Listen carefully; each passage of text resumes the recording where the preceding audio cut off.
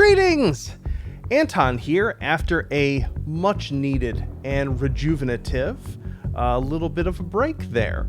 I know immediately you're like, ooh, is there some music playing in the background? This is actually a track that Joe, the composer for the game, made for us a while back that I have thus far still only really used during my periodic Twitch streams. At some point, it's got to make it into the game in some form, but I keep never getting around to doing that. And these more talky devlogs tend to have a little more dead air texture, and so I figured I would throw it in, see if I like it. Tell me what you think. Anyway, what are we talking about this week? Well, we are up to the update 100 alpha cycle. Super important, big 3 digits. It's one of those like reminders of just how long I've been doing this at this point. And so I've been thinking long and hard about what update 100 should be about, what it should constitute, what should be the focus. And one of the things that I sort of landed on that is going to be the big systemic priority of this alpha cycle really is the core spine of the game, the thing that so much of the game revolves around and so much of your contact time with the game is about interfacing with, which is the item spawner, our doorway into the game's content. And I've got some big plans for it, and so I thought I would focus this video on sort of laying out to you my vision for what an item spawner rebuild would be. So let's dive into this. Let me make sure I've got my notes here. Cool. So to talk about this, we have to sort of talk about what is suboptimal about the item spawner in its current design. In a big way, the item spawner, as it works now, made sense when the game only had, 100 or less objects in it. Each of the categories and subcategories typically only had one page of things, and so it was fairly fast to browse. That is no longer the case because we're edging up on 500 firearms at this point, tons of magazines which can only be surfaced when you actually click on a firearm they're associated with, and so a whole bunch of things need changing.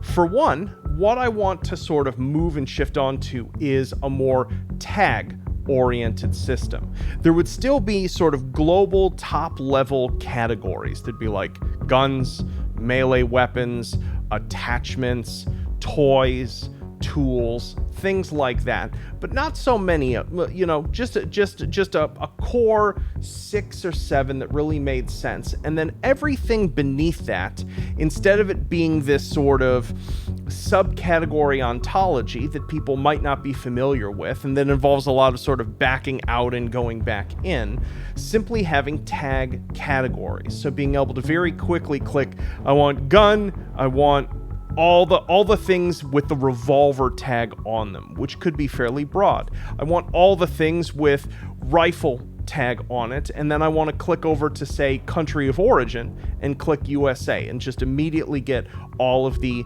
American-made firearms.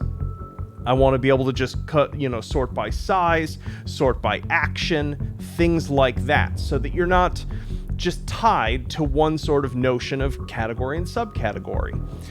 Anyone who has ever browsed through the carbine category in the item spawner has probably asked the question, what on earth does this word mean? And this is a problem with a lot of firearm ontology. Carbine means different things in different contexts in the same way that machine gun does. And so it's very, very difficult to make a single sorting schema that makes sense for everything, especially in a cross-era way, where you've got stuff all the way back from the 1800s up to current to sci-fi stuff. And so it makes sense to have something a little more freeform. The other thing that I want to do in regards to the other benefit of a tag system is that it will allow the item spawner to interface with user mod content way, way better. right now, the folks who make, especially the sort of like modular weapon system mods, to make those all work, they have to interface with the category and subcategory system in a really messed up way. They have to duplicate things to make it work with the vault. It's not fun. And it's, once again, it's with as many pieces are involved in those systems. An item spawner that shows you 10 things at once, not so good. So that system is going to be set up to be naturally extensible. It'll just use straight string tags for a bunch of things. So users who end up making a whole bunch of mod content in a family will be able to just add a tag for that. And you'll be able to, under sort of user tags, see a row of tags that have been added by your mod content, and then just pick one that is relevant. Just make it smoother and easier to find whatever it is that you want. Whew.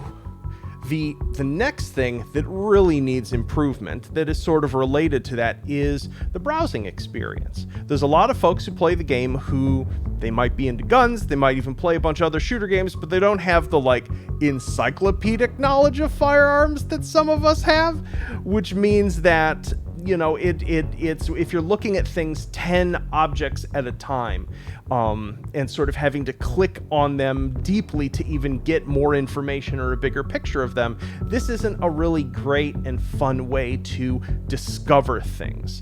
And so one of the whole things that I want to do is have the sort of the core display be closer to a textual list, with the sort of image being very small so we can get more things on one page, and then having an on hover behavior with your selection ray, so you can just sort of like drag it up and down without clicking on anything and get a sort of preview image of what you're about to jump over to. So you can just like be like, oh, what was it? I remember it began with M. Oh, there it is. And be able to find what you're looking for, or honestly just sort of quickly browse through and see something that strikes your fancy much, much faster. So both good for new users and for folks who are just like don't know exactly what they want to play with that day and want to be able to find it more smoothly.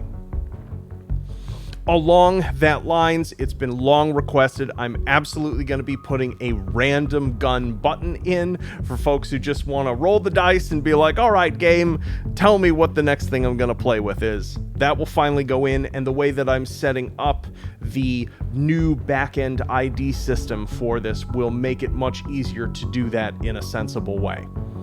Cool. Let's see, we covered that. I'm going to be adding some date added fields to things, so there will be a new section, probably once again in the form of a tag, where it will sort of tag everything that has been added in the past sort of major numbered update or two.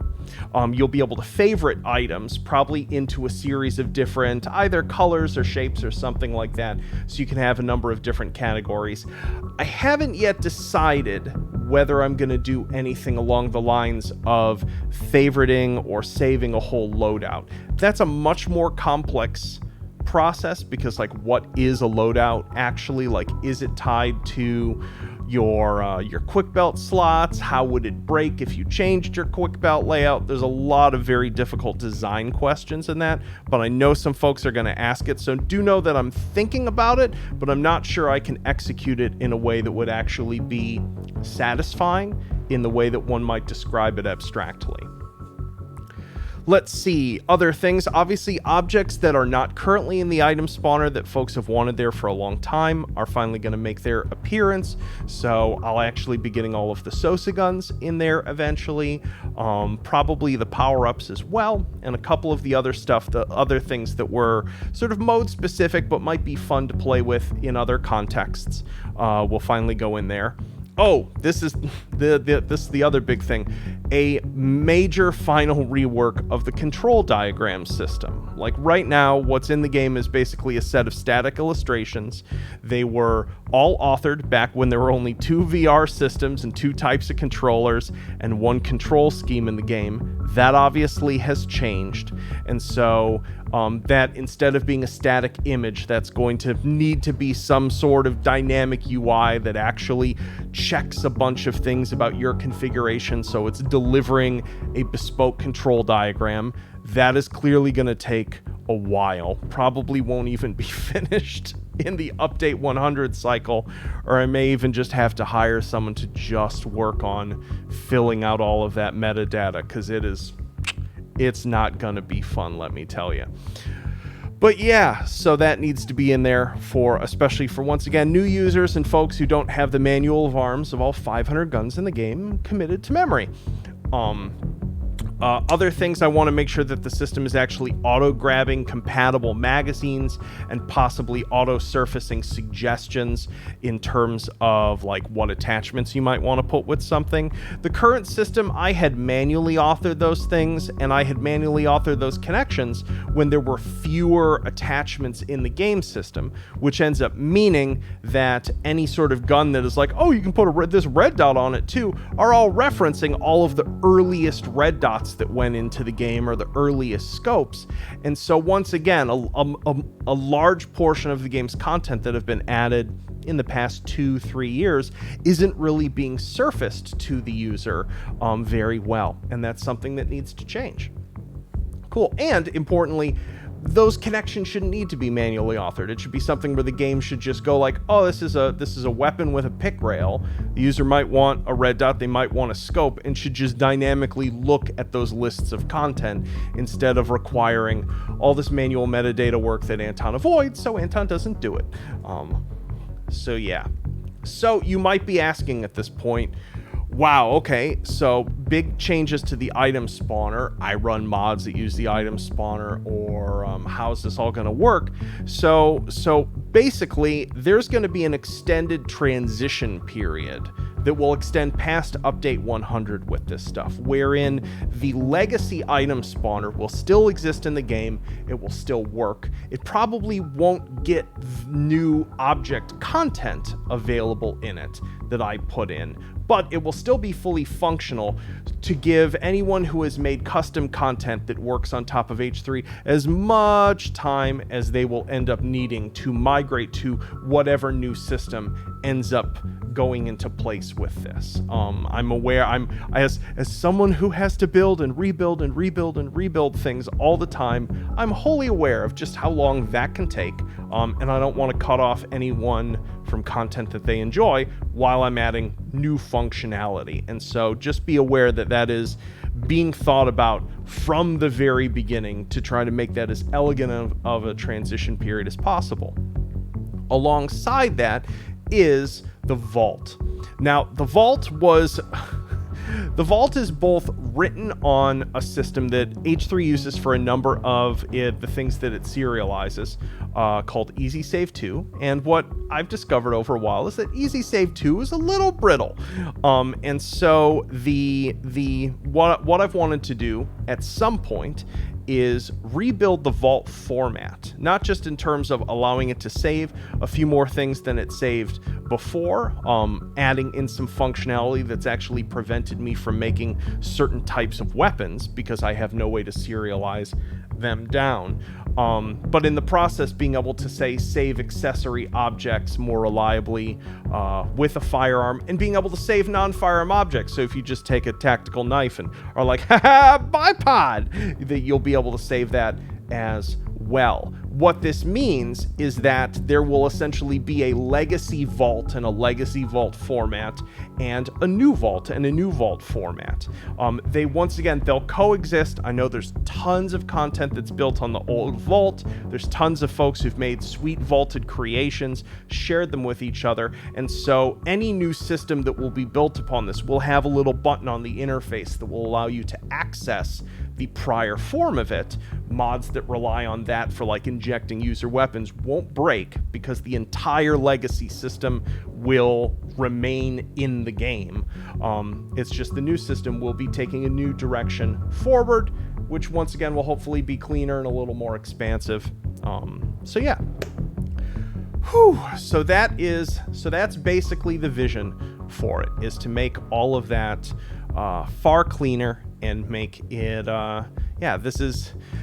I've been kicking this can down the road for, I don't know, 2 years. At my core, I'm not really a software architect in the traditional standpoint, and UI work, especially in VR, is just like pull your nails out with a wrench, just terrible to do for a host of reasons. And so this is a situation that I have allowed to grow into a larger problem than it would have been had I just did this several years ago. But here we are, we're at update 100. This is the moment to do it. It's about time. So that's going to be getting the focus. Obviously, for those of you who are like, oh, that's neat, cool, new way to pull out guns. Is there anything else going to be in update 100? There most certainly is. A lot of that stuff I'm going to end up talking about later in great detail in the videos focused just on those things when I have something to show. Things along that lines. I know so many of you, just every single video has been like, doors, I want the doors. When can I have the doors?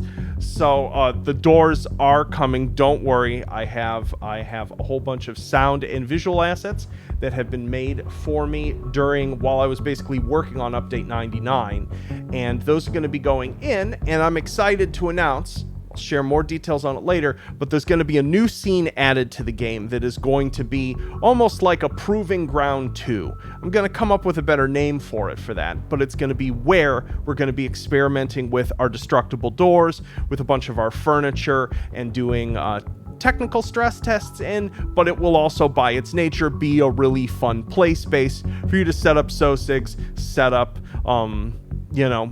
pretty much it'll be another breaching scene is the easiest way to describe it. It isn't a full extent of the gameplay that I think could be explored for breaching stuff, but you will basically be able to play with it a whole bunch along that lines. It'll be large enough that some of the climbing stuff will be relevant to it, but it will essentially be my new update 100 and onward testing scene where you'll see me working in and trying a bunch of things. It'll be a little fancier looking, some nicer looking lighting, things along that lines, and it's going to be fun to build, and we're going to blow up a whole bunch of doors in it in the coming weeks.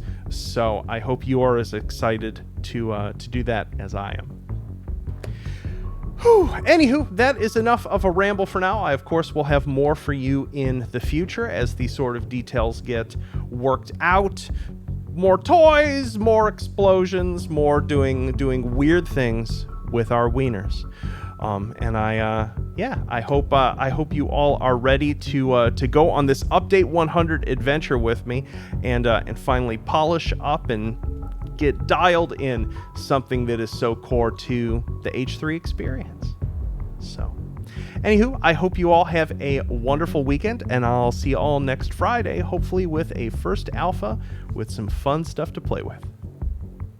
Peace.